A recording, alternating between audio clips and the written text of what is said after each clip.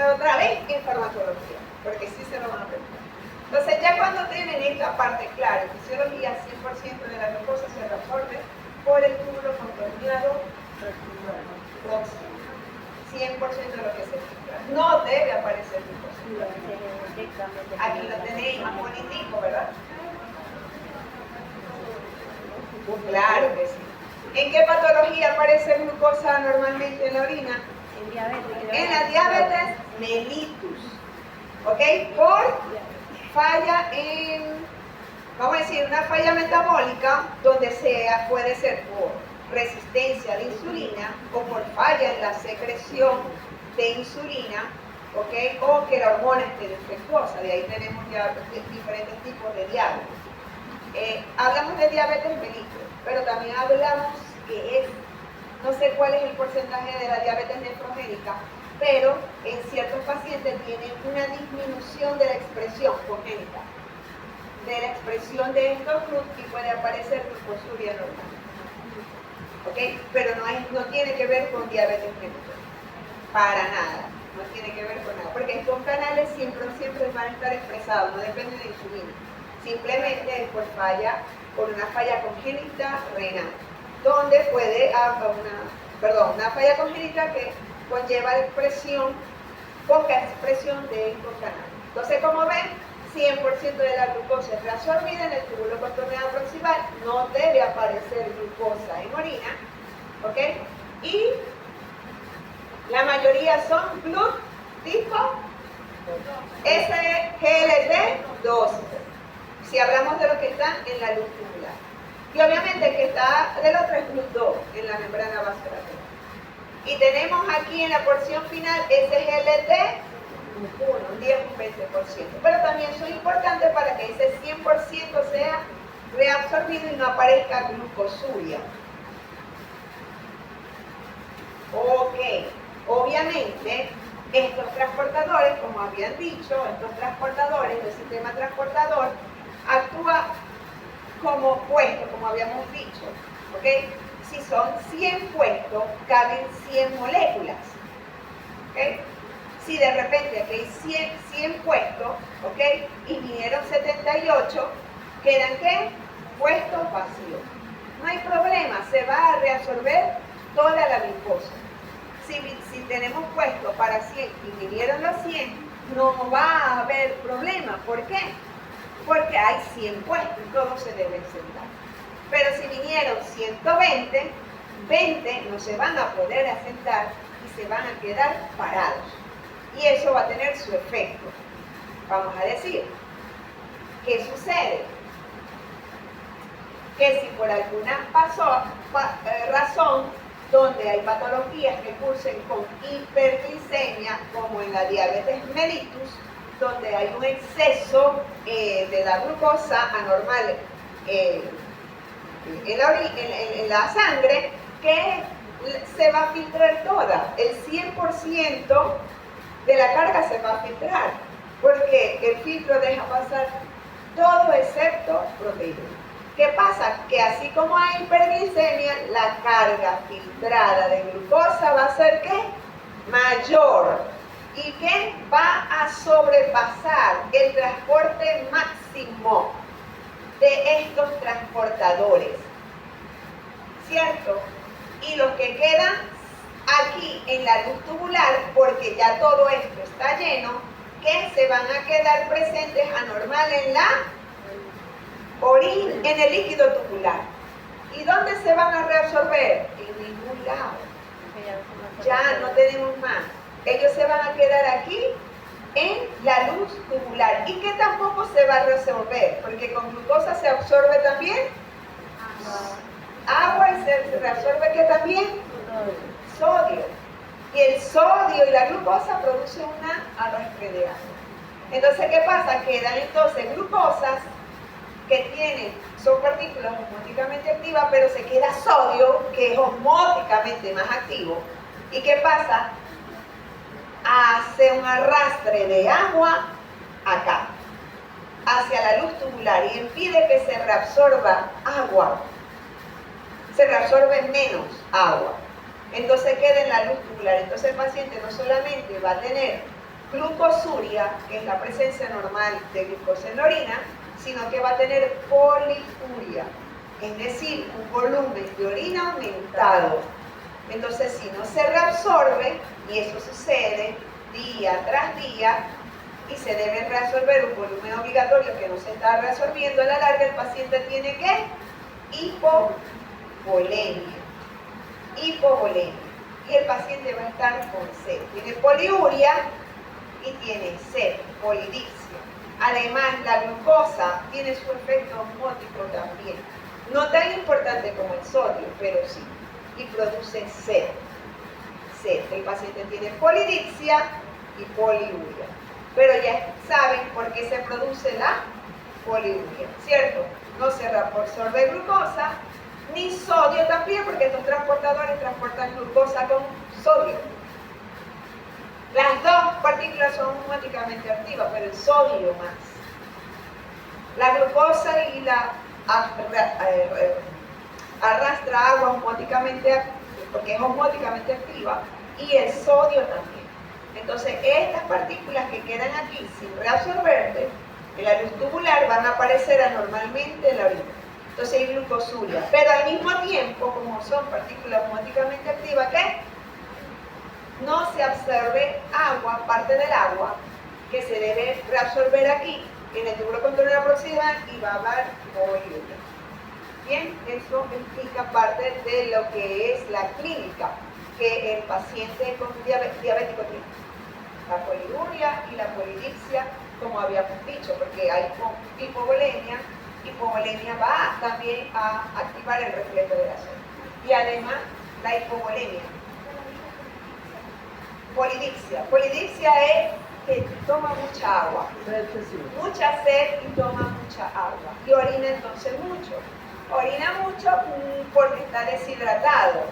¿Okay? Y la hiperglicemia tiene efecto osmótico y también, entonces, también de alguna manera hay un poco de pulmonaridad plasmática. Pero por otro lado, porque está orinando mucho. Las excretas son mayores que la salida, está en balance negativo en este paciente. Por ahí comienza la fisiopatología de estos pacientes. ¿Qué importancia tiene y cuál es la existencia? Que hoy en día hay fármacos que bloquean estos receptores, específicamente los SGLT2, que son los más abundantes, ¿verdad? Entonces, si vos los bloqueáis, no se reabsorbe glucosa, parte de la glucosa, ni el sodio, sino que se va a perder por la orina. Estos fármacos se llaman glifosina en general, donde una de las más usadas es esta, la empaglifosina, es una de las más utilizadas. Es un tratamiento, hoy en día, de la nueva generación de fármacos hipoglicemiantes que hay para pacientes que tienen diagnóstico de diabetes mellitus tipo 2. ¿Okay?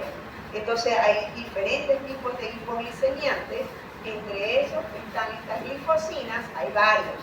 Entre esos tenemos los inhibidores o bloqueadores de los transportadores SGLT2, que son los que abundan en el túbulo contorneado proximal de la nefrona. ¿Okay? Me lo contestáis aquí y me lo contestáis en farmacología cuando te lo pregunte, porque vos te tenéis que aprender todo el tipo de glifosina, pero te tenéis que aprender también cuál es el mecanismo de acción. Tiene sus efectos colaterales, como todo medicamento, bla, bla, bla, bla. En fin. Bueno, hay otras sustancias que se pueden reabsorber, ¿ok? Por un tipo de extravasón. Por lo menos yo les dije que se filtra todo excepto proteínas. Pero tuvieron excepciones, realmente. ¿Ok? Ese es el concepto que vamos a manejar. Pero yo les dije, sí se pueden filtrar proteínas muy pequeñitas, oligopéptidos, sí se pueden filtrar, pero se pueden reabsorber por transitosis. Y otros tipos de vitaminas, como vitaminas liposolubles, por ejemplo, se pueden reabsorber por transitosis. Y obviamente aquí hay un proceso también de secreción, tanto de sólidos orgánicos e inorgánicos como hidrogeniones, aquí secreción de hidrogeniones, pero también hay secreción de oxalatos, hidratos y de fármacos, por ejemplo, de agentes exógenos y otras sustancias xenobióticos en general que ingresan a nuestro organismo y se eliminan renal, evitando que eso se acumule. Entonces, de esa manera, se reabsorbe y quedamos aquí un líquido tubular que recorre aquí esta porción que tiene la misma molaridad que el blanco. Pero ahora va a entrar a otra porción que es el asa de Henle. Vamos a hablar del asa de Henle, pero de estas nefronas como si fueran yuctamedulares. Acuérdense que las nefronas yuctamedulares se llaman así porque el glomérulo está más cerquita de acá y tiene un asa grande, una asa grande, mucho más grande, y que atraviesa un medio intersticio medular cada vez más hipertónico, alcanzando una molaridad máxima de hasta 1200 miliosmoles.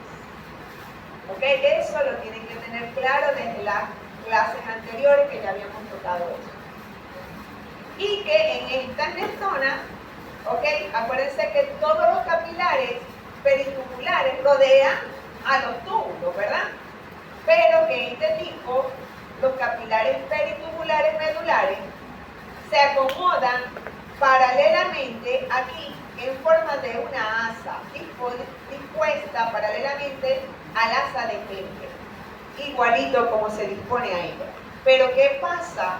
Aquí el líquido tubular circula así y realmente aquí es ciclospirada, pero realmente la mejor circula en sentido inverso, ¿ok? La sangre. Así es como si yo lo agarrara y lo plegara. Bien. Entonces fíjense que el líquido tiene que atravesar primero un asa descendente, atravesando un intersticio cada vez más hiperosmolar, luego el asa y luego tiene que subir por el asa gruesa, ¿verdad? Donde el intersticio a medida que va subiendo es cada vez menos hipertónico, ¿ok? ¿Sí? Esa es la circulación de este líquido que está acá.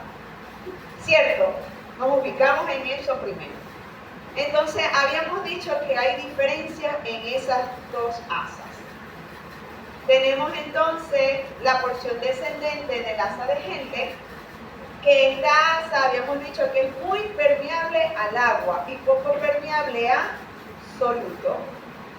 Entonces es muy permeable al agua. Aquí hay muchos canales de acuapurina que reabsorben agua y esa agua pasa al intersticio, ¿verdad? Pero el líquido aquí se va tomando la misma molaridad del intersticio. Si no se fijaron acá. No sé. Fíjense. Entonces, en esta asa es muy permeable, la porción delgada, descendente, es muy permeable al agua y poco permeable a solutos. Muy permeable al agua. ¿Ok? Reabsorbe mucha agua y prácticamente no se reabsorbe en solutos. Si vos reabsorbéis mucha agua, le quitáis agua al líquido tubular y dejáis los solutos, ¿verdad? ¿Qué debe suceder con la molaridad de esta asa? La molaridad del líquido. Si le quitáis agua y más bien le dejáis los solutos, ¿qué debe suceder con la molaridad del líquido tubular a medida que va transcurriendo? Se va haciendo cada vez más. ¿Más qué? Hipertónico. Más hipertónico. Si le estáis quitando agua y le estáis dejando más soluto, más bien en ciertas circunstancias como el reciclaje de la urea, incluso se secreta, o sea, entra más bien ciertos solutos como la urea, entonces ¿qué? Se va a hacer cada vez más hipertónico, alcanzando hasta la misma molaridad de máxima que alcanza en el asa el intersticio medular cerca de las papilas. Ya en el asa tenemos entonces una molaridad semejante. Pero ahora que el líquido tiene que ir en esta dirección, ¿ok? Y tiene que atravesar un líquido cada vez menos hipertónico, ¿cierto? Que es el intersticio medular. Pero ¿qué característica tiene esta asa? Esta asa es, al agua que es impermeable. Los pocos sitios de nuestro organismo que esta porción es impermeable al agua, no deja pasar el agua, sino que el agua se va a quedar acá, en el líquido tubular. Y es muy permeable al sodio, cloro y potasio. Hay un transportador trillónico de sodio, potasio y de cloro. Una de sodio, de potasio y dos de cloro, para mantener la distribución del gradiente eléctrico, vamos a decir. Bien, entonces, queda agua, queda solvente, pero estás reabsorbiendo ¿qué? Soluto, le estás quitando soluto. ¿Qué va sucediendo con el líquido tubular en la asa gruesa? Se va volviendo cada vez más, cada vez ¿qué? ¿Menos qué? Menos hipertónico. De hecho, tanto así que incluso se puede volver hasta hipotónico. Sale hipotónico. Porque esta porción es impermeable al agua. Y para colmo reabsorber soluto. Puede salir hipotónico de tal manera que cuando sale del asa gruesa, este líquido es hipotónico y va a entrar al túbulo distal. Bueno, esto es lo que tenemos aquí. Esto es lo que hemos dicho aquí. Poco permeable a solutos, ¿ok? Básicamente aquí se puede reabsorber algo de sodio, se puede secretar algo de urea, que es importante en el reciclaje de la urea para mantener la hipertonicidad del intersticio medular, que es importante para mantener el riñón, la molaridad del plasma. El líquido intersticial debe ser hipertónico. Y el mecanismo contracorriente, que incluye el reciclaje de la urea también, tiene que ver con esa hipertonicidad, con que explique ese intersticio hipertónico. Eso lo vamos a ver en un momento dado.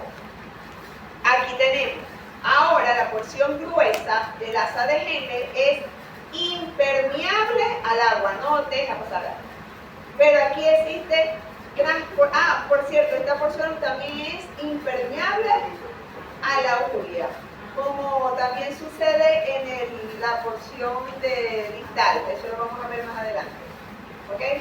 Esta porción también es impermeable a la urea. Ahora, este transportador es muy importante. El agua va a quedar aquí en el líquido tubular, pero se va a reabsorber por un transportador trillónico identificado con este nombre, sodio, potasio, 2 de cloro, ¿ok? Se va a reabsorber. Hay otros transportadores, como el contratransportador sodio-hidrógeno. Y aquí también se va a reabsorber bicarbonato. Y por vía paracelular se va a reabsorber magnesio y calcio. ¿Okay? Eso también sucede aquí. Pero entonces repito, si aquí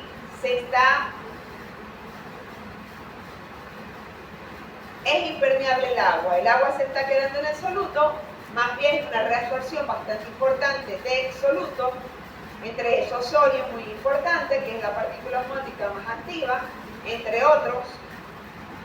Entonces que el líquido tubular, a medida que vamos subiendo en esa asa ascendente o gruesa de Henle, el líquido se vuelve menos hipertónico, o lo que es lo mismo, sí, menos hipertónico. De hecho, se vuelve hipotónico. Ok, este transportador no se les olvide. ¿Por qué? Porque se lo van a preguntar siempre en la vida. Desde farmacología en adelante, en clínica. ¿Ok? Existe un tipo de diuréticos que se llaman diuréticos de asa. Entre ese está la furosemida y el Humelex. Le estoy diciendo el nombre comercial. Fumetanida. Pero el más utilizado es la furosemida. Se llaman diuréticos de asa. ¿Por qué se llaman diuréticos de asa? Porque están actuando en la asa de Henle. ¿Qué hacen? bloquear, inhibir a este transportador triónico. Y si se inhibe ese transportador triónico, no se reabsorbe cloruro de sodio ni potasio y queda acá. ¿Qué hace el cloruro de sodio? Atrae agua y esa agua se va a eliminar por ahí. Entonces actúa como un diurético, aumenta la diuresis. El prototipo es furosemida, el más clásico, pero está la bumetenida, que, bueno, el nombre comercial más conocido es Bumelex. Pero lo de Bumelex se usa, pero de verdad que la furosemida es de elección incluso en una emergencia. Bien. Ahora entramos ¿a dónde? Al túbulo contorneado distal. Tenemos aquí, para hablar fisiológicamente, su porción inicial y su porción distal. Aquí vamos a entrar a un líquido que incluso va a entrar aquí hipotónico respecto al plasma. Esta porción sigue siendo impermeable al agua, ¿ok? E impermeable a la urea también. Realmente casi todo el túbulo contorneado proximal es impermeable al agua. Vamos a ver, esto lo vamos a repetir en algún momento, pero bueno. Entonces, ¿qué sucede aquí?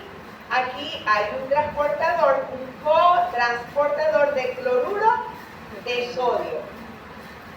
Y transporta cloro y sodio que se va a reabsorber en el plasma, al plasma. Un 10% del sodio más o menos se reabsorbe aquí en esta porción. ¿Qué otra cosa? Obviamente aquí no vemos, ¿ok? Pero en esta porción también se reabsorbe, no absorbe urea y tenemos un transportador tipo ATPasa de calcio. Este transportador, para que se exprese, depende de una hormona, que es la paratormona, la PTH. La paratormona, ¿qué hace entonces? Aumenta la expresión de estos canales, de esta ATPasa de calcio, para que ella finalmente se reabsorba. Aquí debe haber un canal que deja pasar este calcio hacia el intersticio, de ahí el capilar. ¿Okay? De tal manera que cuando hay hipocalcemia, se libera PTH y una de las funciones de la PTH a nivel renal es expresar calcio en el túbulo contorneado distal, expresar estos portadores de calcio para que se reabsorbe, pase el plasma y se corrija la hipocalcemia. ¿Ok? Vamos a decir que tenemos una poca ingesta de calcio, vamos a decir por lo más sano. Pero ¿qué hace la PTH a nivel del túbulo contorneado proximal con el fosfato? Recuerden, inhibe el transportador de fosfato fumarato. ¿Okay? ¿Se recuerdan ese que lo vimos por allá? Entonces inhibe el transportador. Entonces, ¿qué hace la PTH fisiológicamente? Aumenta la reabsorción de calcio en el túbulo contorneado distal, pero en el túbulo contorneado proximal, la PTH inhibe la reabsorción de fosfato. Más bien produce excreción de fosfato, por lo tanto. Entonces, cuando hay hiperfosfaturia, aumenta el fosfato, se liberará PTH para que no se reabsorba, ¿ok? Fosfato en el túbulo contorneado proximal. Y cuando hay hipocalcemia, se libera PTH, un estímulo, para que, entre otras cosas, favorezca la reabsorción de calcio. Esos son los datos, por lo menos, que deben tener a mano hasta ahora, porque esto lo vamos a ahondar sobre PTH cuando veamos endocrino, obviamente, que repasemos el endocrino. Ok, entonces tenemos este transportador de cloruro de sodio, básicamente, y aquí hay otro grupo de diuréticos que se llaman diuréticos tipo diácido. Entre esos, el clásico, el superclásico, es la hidroclorotiácida. La hidroclorotiácida es un inhibidor de este tipo de transportador. Bien. Ahora vamos a otros, y aquí las cosas como que se vuelven mucho más interesantes, porque entramos al túbulo contorneado distal, pero ya en la porción final. Entonces, esta porción ya es permeable al agua, pero dependiendo de la presencia o ausencia de la hormona antidiurética. Y sigue siendo no permeable a la urea. Entonces, no permeable a la urea prácticamente gran parte del asa de Henle, porción gruesa, todo el túbulo distal y la porción cortical del túbulo colector son impermeables al agua. Pero ya aquí comienza permeabilidad al agua, pero dependiendo de la presencia o ausencia de la hormona antidiurética. Si está presente la hormona antidiurética, allí va a expresar los canales que favorecen la reabsorción de agua, según las necesidades del individuo. Si hay poca hormona antidiurética, pues simplemente. ¿Cuáles son las protagonistas de este sitio? Son las células principales. Realmente aquí tenemos células principales y células intercaladas, alfa y beta. En las células principales, ¿ok? Tenemos unos canales que se llaman ENAC. ENAC no solamente los tenemos en el túbulo contorneado proximal, en el nivel enterocito también los tenemos. ¿Okay? Tenemos estos canales ENAC, canales epiteliales de sodio se denominan esta célula. Esta es la luz tubular y esta es la membrana basal. La membrana luminal, la membrana basal. Entonces aquí tenemos estos canales ENAC y tenemos estos canales de potasio. Estos canales se van a expresar según la presencia o ausencia de una hormona muy importante que es la aldosterona. Bien. Y aquí en la membrana basal tenemos agua, de tal manera que aquí hay una reabsorción de agua que se reabsorbe por transporte por ósmosis con la reabsorción de cloruro de sodio. Bien, y paralelamente se reabsorbe cloro, ¿ok? Porque donde se mueve el sodio se mueve el cloro, se forma el cloruro de sodio y produce un arrastre de agua por vía paracelular y en la membrana basal por vía transcelular también se reabsorbe agua. ¿Pero por qué? Porque aquí se van a expresar unos canales que son los canales de aquapurina 2 que dependen de la hormona antidiurética, igual en el resto del túbulo contorneado, perdón, del túbulo colector. Pues aquí existen ciertos medicamentos como la espironolactona, que va a evitar la expresión, porque ella actúa como toda hormona esteroidea a nivel nuclear y permite síntesis de proteínas. Esa síntesis puede ser estructural. Entre ellas, la aldosterona aumenta la expresión de canales ENAC, de estos canales de potasio en la membrana luminal y que se exprese la bomba sodio-potasio. Entonces, eso hace normalmente la aldosterona. ¿Qué hace la aldosterona? Se llevaron ustedes el año pasado. Reabsorbe cloruro de sodio, ¿verdad? Reabsorbe agua, porque por transporte por ósmosis reabsorbe agua. ¿Y qué hace más la aldosterona? Secreta potasio. ¿Quién mantiene el gradiente? Porque el sodio es mayor extracelular y el potasio más intracelular, y debe haber un gradiente para ese movimiento, la ATPasa sodio-potasio. Pues ella es necesaria también. La aldosterona actúa aquí en el núcleo y hace que ella se exprese.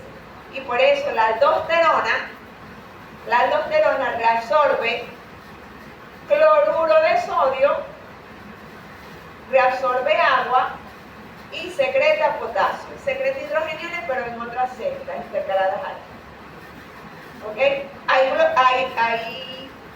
bloqueadores que se llaman, diuréticos, que se llaman ahorradores de potasio. Entre ellos está la espironolactona, que lo que actúa a nivel nuclear y evita la expresión de todos estos canales. Por lo tanto, es un diurético que ahorra potasio, porque no se secreta. ¿Okay? Eso lo pueden ir entendiendo a medida. Los otros diuréticos, como los diuréticos de asa y los diuréticos tiacídicos, como la hidroclorotiazida, más bien hacen perder potasio. a diferencia. Y uno de los efectos colaterales es que ellos pueden hacer hipoglutasemia. Pero este tipo de diuréticos, como la espironolactona, que actúa a nivel nuclear, evita la expresión de todos estos canales básicos que están acá, y entonces obviamente se llaman ahorradores de potasio. Están otros como el triantireno y la amiloride, pero el triantireno y el amiloride actúan aquí, bloqueando los ENaC. Bloqueando los ENaC disminuye la función de este y el gradiente de potasio tiende a perderse y se secreta menos. Triantireno y amiloride. Actúa diferente a la espironolactona. La espironolactona más bien bloquea los efectos de la aldosterona. Eso lo van a ver ustedes, fíjense en fármaco, pero ya saben algo. Entonces aquí también se produce reabsorción de agua en las células principales, pero dependiendo de la hormona antidiurética. Este segmento es permeable al agua, pero dependiendo de la hormona antidiurética que hace que se expresen estos canales de aquaporina 2, cuya expresión depende de ello. Que cuando hay hiperosmolaridad plasmática se libera la hormona antidiurética, pasa a la sangre, tiene su receptor de membrana acá y finalmente determina la expresión de estos canales que estaban aquí en vesículas, migran y aumenta la expresión y aumenta la permeabilidad al agua. Eso lo hace desde el túbulo contorneado distal en su porción final y en todo el túbulo colector. Porque en todo túbulo colector actúa. Entonces estas células principales no se olviden porque aquí actúa la aldosterona, ¿ok? Determinando la expresión de estos canales, y actúa también la hormona antidiurética, solamente determinando la expresión de aquaporina para que se reabsorba agua neta sin reabsorción de solutos. Por eso es que es importante para mantener la corregirla, perdón. Y bueno, y por lo tanto final llévalo. Tenemos el túbulo colector. Este túbulo colector tiene una porción cortical que es muy similar a la porción final del túbulo contorneado distal, de tal manera que ya lo conocemos. También aquí hay células principales y células intercaladas, ¿ok? Y en la porción medular del túbulo colector también es permeable al agua, pero es muy permeable a la urea. Recuérdense que habíamos dicho que todos estos segmentos, desde la asa gruesa de Henle, todo el túbulo distal y la porción inicial, o sea, cortical del colector, son impermeables a la urea. Pues aquí, en la porción medular del túbulo colector es permeable al agua, dependiendo de la hormona antidiurética, al igual que la porción final del túbulo contorneado distal, determinando la expresión de estos canales de aquaporina 2, y es muy permeable a la urea, porque ella también determina expresión de canales UT acá. Allá los vamos a ver en algún momento dado. Aquí entonces se va a dar la reabsorción de agua. También estos canales expresan, estas células principales tienen receptores para la aldosterona. ¿Okay? Pero aquí básicamente la hormona antidiurética es básica para determinar que finalmente ya el colector donde desencadena en la papila que mira hacia allá, hacia al sistema pielocalicial. Entonces ya la orina va a depender de que si la orina se elimina o con mucha agua o con poca agua, depende mucho, o con poca urea o menos urea también, por la expresión de esos canales UT. Una orina muy voluminosa, muy diluida, una orina muy de poco volumen pero concentrada. Básicamente a la final tenemos entonces un líquido que llamamos orina. Y bueno, también tenemos células intercaladas alfa, las voy a pasar rapidito, y células intercaladas beta. ¿Okay? Estas van desde el túbulo colector, por porción final del túbulo distal y todo el túbulo colector. Son menos abundantes que las principales, pero son muy importantes para corregir, vamos a decir, mantener el pH sanguíneo. Entonces tenemos aquí las células tipo intercaladas alfa, ¿okay? Donde básicamente ellas van a secretar hidrogeniones, van a reabsorber bicarbonato, o bueno, aquí no se ve muy bien, no, ya va, aquí está el líquido tubular, perdón, van a secretar hidrogeniones, aquí van a expresar un ATP que mueve puros hidrogeniones, pero también una que reabsorbe el potasio y secreta hidrogenio. Así hay una en las células parietales. Entonces hace que se secreten estos hidrogeniones en la orina y que no se acumulen ni dentro de la célula ni se pasen al plasma, obviamente, mucho menos. Y de esa manera el riñón también es una de las maneras para corregir el ácido gástrico.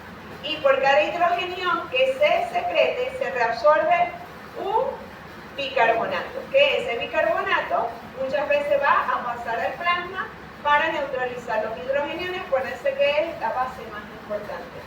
Eso lo vamos a estudiar porque aquí existen anhidrasas carbónicas desde el túbulo contorneado proximal, muchas células epiteliales tenemos aquí esta enzima muy importante.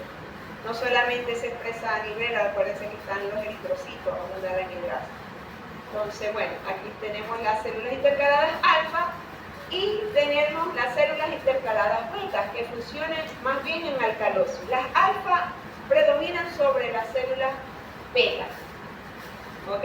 Que más bien aquí tenemos la membrana luminal y esta sería la membrana basal que mira hacia el capilar. Más bien estas células reabsorben bicarbonato, ¿ok? Lo tenemos aquí. Tenemos una tequiasa intercambiada con hidrogeniones que viene aquí de la anhidrasa, que primero hidrata, forma el H12-3, ácido carbónico, que se convierte espontáneamente en bicarbonato y los hidrogenos. El bicarbonato, si estamos en alcalosis, ¿ok?, secreta y va a la orina, y ese hidrogenio pasa al plasma para corregir situaciones de alcalosis. Ellas también están aquí a nivel de muchas veces se pasan por alto, pero ellas son importantes. Como les dije, así como el clearance o aclaramiento es una prueba de función renal, específicamente de función de filtración, también una prueba de función tubular, también renal, pero tubular, que es lo que se conoce como TM, y ya de alguna manera lo hemos tratado. TM o transporte máximo, que es la máxima cantidad de una sustancia que puede ser transportada, bien reabsorbida o secretada, debería decir aquí, a través de los túbulos renales en un minuto de función renal. Para eso, el transportador y el indicador especial debe ser una sustancia que sea reabsorbida o secretada 100% por las células tubulares por transporte activo. Endógenamente, la más importante, cada sólido tendrá su TM, pero el ejemplo mayor y la sustancia ideal endógena es la glucosa. La glucosa tiene un TM máximo de 375 miligramos minuto. Es lo que yo les había dicho. ¿Cómo se llaman estos transportadores que están en la membrana luminal? SGLT2, más abundante, SGLT1. Esos SGLT1 y SGLT2 transportan cierta cantidad de glucosa por minuto. Hay un máximo, ¿ok? Eso es lo que se dice, la máxima cantidad de sustancia que en este caso puede reabsorber, si nos referimos a la glucosa, en un minuto de función renal. ¿Cierto? Si medimos reabsorción, secreción se supone que está bien. Entonces se toma, es la de la glucosa, es el principal ejemplo. Bien. Y el umbral para la glucosa es de 200 miligramos decilitro. Muchos textos dicen 180 miligramos decilitro. Otros 200 miligramos decilitro. Vamos a tomar un número, 200 miligramos decilitro. ¿Qué quiere decir umbral de la glucosa? Es la concentración de la glucosa plasmática a partir de la cual ya comienza a aparecer anormalmente glucosa en la orina, o sea, hay glucosuria. ¿Pero por qué? Porque se sobrepasa el transporte máximo de los SGLT2 y SGLT3. Entonces, ¿por qué? Generalmente porque vemos hiperglicemia. Ya una glucosa de 200 miligramos de decilitro es alta, obviamente. Entonces, a partir de la cual ya comienza a aparecer anormalmente en orina. ¿Pero por qué? Porque se sobrepasó el transportador, el transporte máximo. DM, si vamos a hablar de DM de la reabsorción de glucosa, debe ser igual a la carga filtrada de glucosa menos la carga, debe decir, excretada. Ya vamos terminando, muchachos. Aquí hay un ejemplo que de alguna manera lo vamos a ver, lo hemos tratado. Vamos a suponer que el paciente tiene una glucosa de 80 miligramos, ¿ok? 100% de esa glucosa, 100% de esa glucosa se filtra. 80 miligramos, la glucemia está bien. De tal manera, y el transporte máximo es de ¿cuánto? El TM es 375 miligramos de cilindro. Y 80 miligramos no ha pasado el umbral. De tal manera que se supone que estos transportadores reabsorben 100% la carga de glucosa filtrada, que es toda, 100% es reabsorbida y se le devuelve al plato. De hecho, pueden quedar transportadores vacíos. ¿Okay? Vamos a suponer que ahora es mayor, que la glucosa ya se sobrepasa los niveles normales, pero vamos a suponer que el paciente tiene 110 miligramos de cilindro.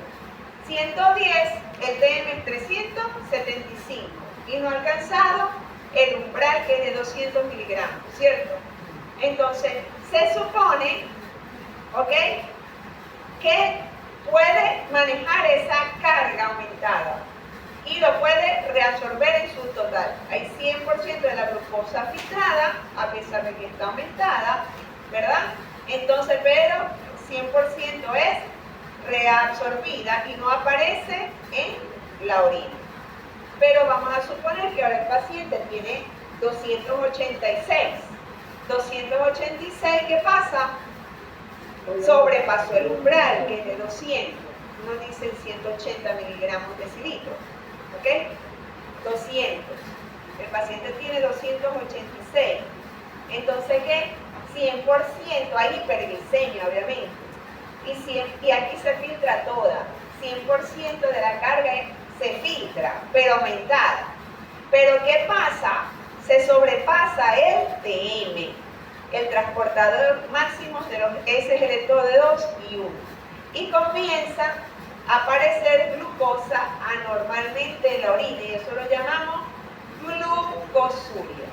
La glucosa de por sí es una molécula osmóticamente activa. ¿Qué quiere decir? Atrae agua. Y el paciente va a tener poliuria. Pero hemos visto que este transportador transporta glucosa con sodio, por eso se llama SGLT y 2, que son los más abundantes. Entonces, queda también sodio acá y es osmóticamente mucho más activo. ¿Ok? Y arrastra por ósmosis agua y el paciente tiene una poliuria marcada. Es decir, tiene glucosuria, ya normal, pero hay poliuria, un volumen de orina aumentado. Puede ser más de 3 litros al día.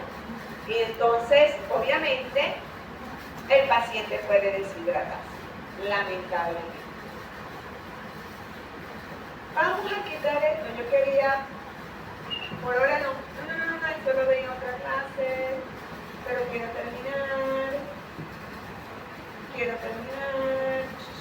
lo vamos a ver. A la final hemos recorrido y vimos cómo se forma orina por 3 mecanismos, ¿verdad? Por filtración, reabsorción, secreción, y obtenemos un líquido corporal, pero que es importante para mantener el volumen y la composición de los líquidos corporales. La orina también es un líquido corporal, que no es agua pura. Mucha agua, 95% es agua y 5% es soluto.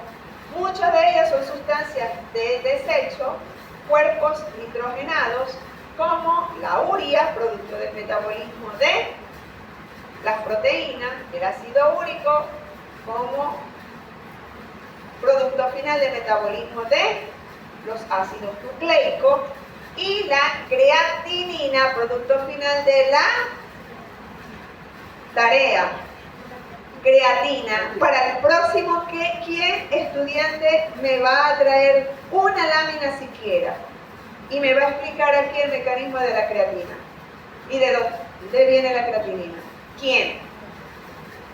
¿Cuál es tu nombre? ¿Perdón? Kevin. Kevin. Bueno, Kevin nos vas a traer una lámina. Si quieres nos las trae una lámina y la colocamos acá, o quieres un dibujo, lo que tú quieras, pero nos los vas a aplicar, ¿ok? Acá, o sea, a nivel universitario, como digo yo, ¿de dónde viene? Ya esa fue una tarea, pero quería que ustedes repasaran eso de bioquímica. Bien, entonces, ¿qué es la orina? Fíjense que 95% agua, donde tenéis una cantidad de solutos de desecho, producto de metabolismo, pero también tenéis otras sustancias. Muchas de esas son solutos inorgánicos, pero que están en exceso. Bien, y no deben aparecer en la orina. Bien, el potasio que tenemos de más, el sodio que tenemos de más, nos hace falta, el sodio, el magnesio, todo nos hace falta, pero lo tenemos de más, lo tenemos que botar. El agua que tenemos de más, la tenemos que botar. ¿Ok? El riñón entonces nos mantiene el volumen de los líquidos corporales y su composición. Entonces lo normal es que tengamos un volumen de 800 a 1.4 litros día. Lo podemos calcular, ¿verdad? Minutada horaria, este número ya lo vimos. Lo podemos calcular diuresis horaria en 0,5 ml por kilogramo de peso por hora, tanto en pediátricos como en adultos. Hablamos de poliuria cuando un paciente, aumento del volumen de la orina, tiene una diuresis mayor de 3 litros al día o más de 3 cc por kilo por hora, si lo calculáis en diuresis horaria. ¿Okay? Oliguria, cuando orina menos de 400 ml al día o 0.3 a 4 cc por kilo por hora, si lo estás calculando en diuresis horaria, o hablamos de anuria menos de 100, ¿de acuerdo?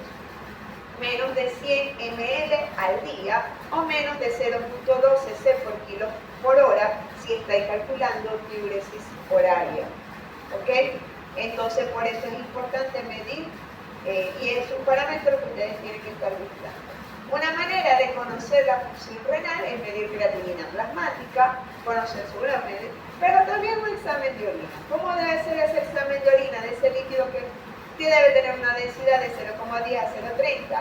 El pH tiende a ser ácido de 5 a 6,5. Su osmolaridad es muy variable.